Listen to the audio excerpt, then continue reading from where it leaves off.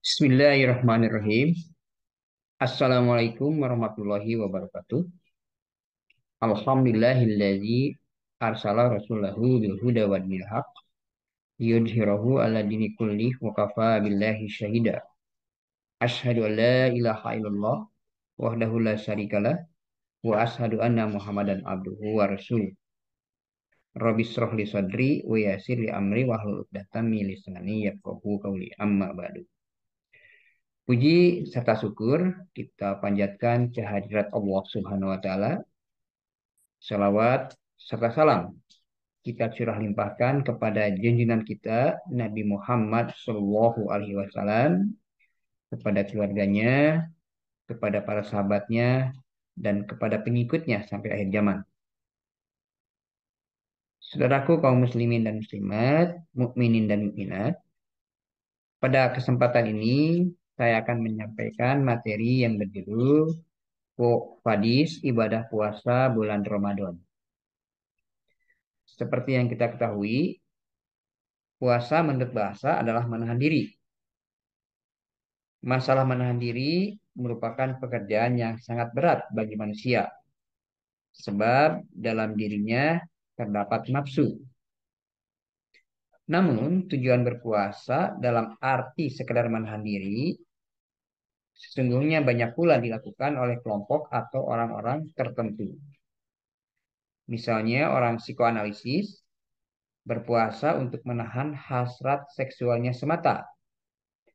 Sedangkan orang-orang behavioristik akan berpuasa untuk mendapat pujian, penghargaan, atau agar terhindar dari hukuman sosial.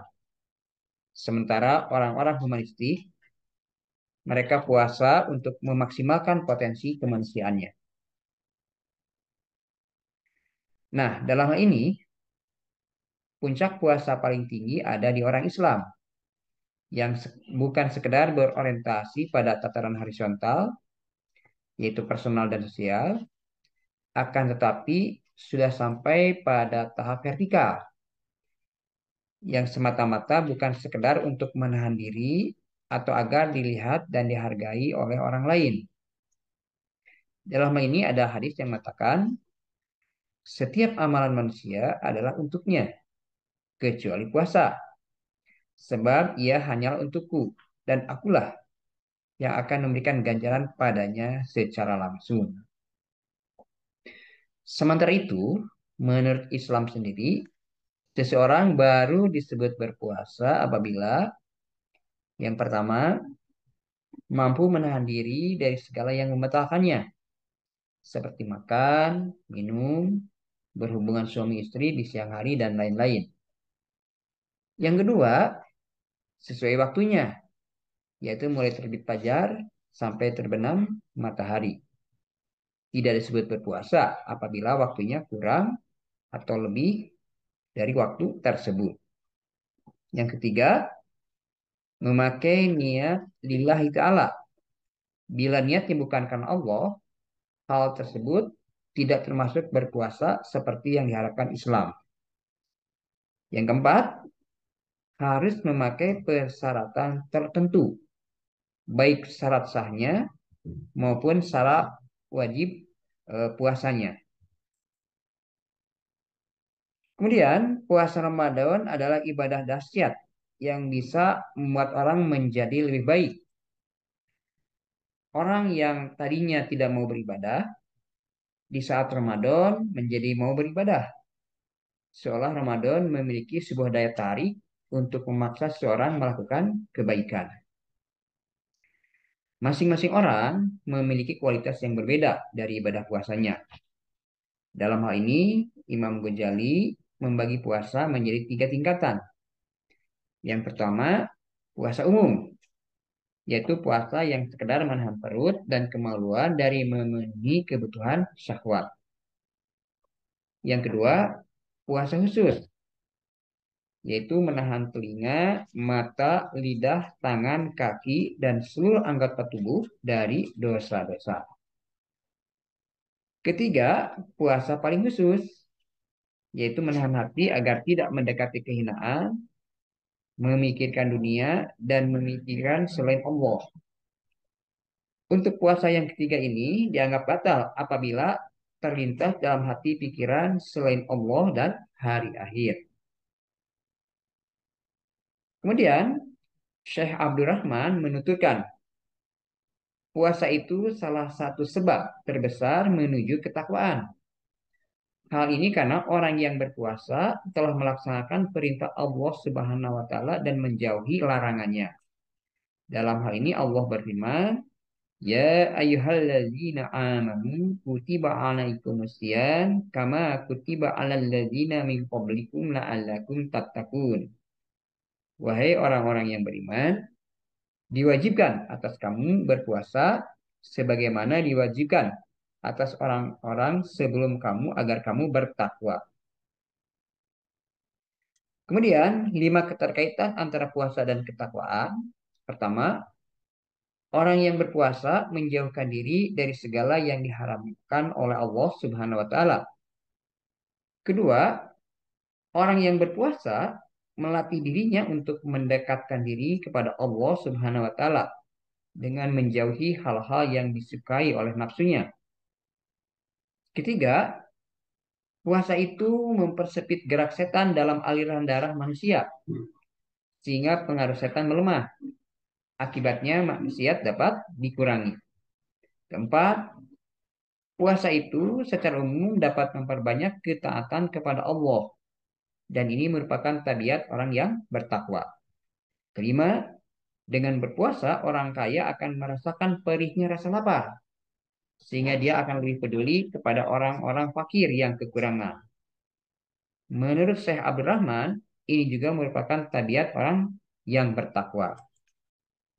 Selanjutnya, hubungan keimanan dan ketakwaan yang dilatih oleh amalan puasa yaitu ya dalam hal ini kita menyadari bahwa hubungan antara ketakwaan dengan keimanan harus bersumber dari dalam hati.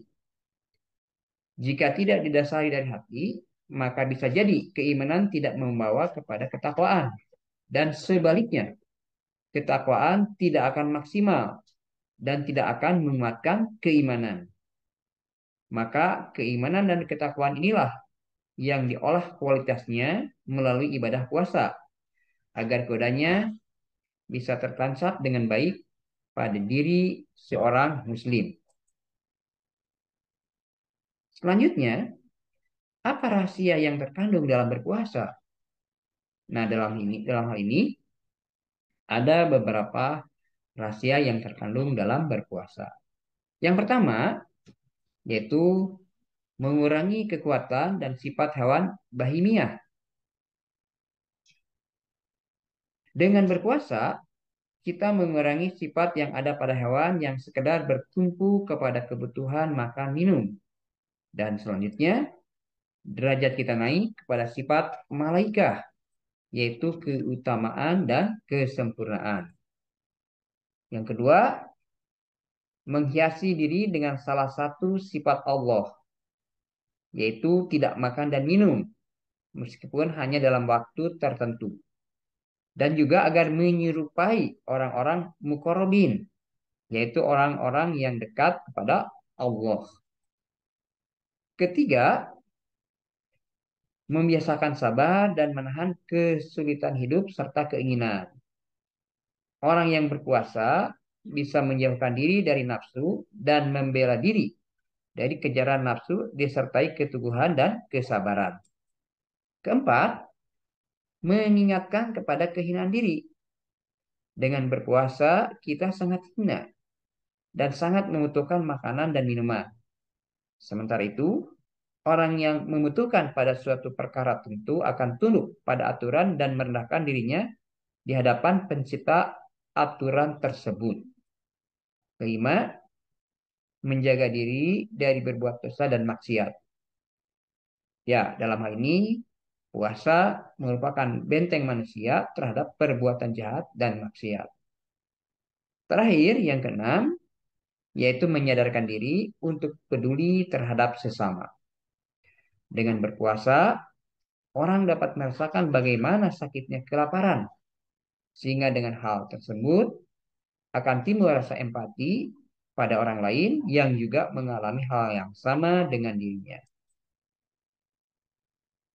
Demikian barangkali yang bisa saya sampaikan.